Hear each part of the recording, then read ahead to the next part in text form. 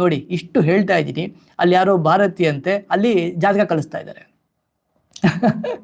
ನೀವು ಬದಲಾಗಲ್ಲ, ನೀವು ಬದಲಾಗಲ್ಲ.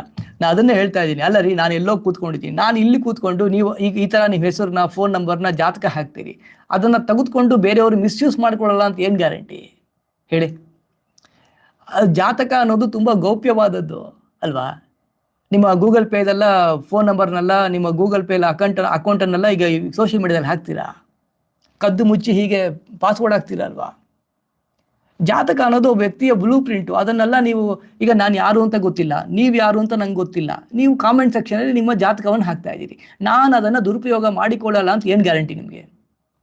ಅಥವಾ ಸೋಷಿಯಲ್ ಮೀಡಿಯಾನ ಎಲ್ಲ ಥರ ಜನರು ಎಲ್ಲ ಥರ ಉದ್ದೇಶದಿಂದ ನೋಡ್ತಾ ಇರ್ತಾರೆ. ಯಾವನೋ ಒಬ್ಬ ನಿಮ್ಮ ಡಾಟಾನ ನೋಡ್ತಾನೆ, ನಿಮ್ಮಿಂದ ಏನೋ ಲಾಭ ಪಡ್ಕೊಬೇಕು ಅಂತ ನಿಮ್ಮನ್ನು ಎಕ್ಸ್ಪ್ಲಾಯ್ಟ್ ಮಾಡಲ್ಲ ಅಂತ ಏನು ಗ್ಯಾರಂಟಿ?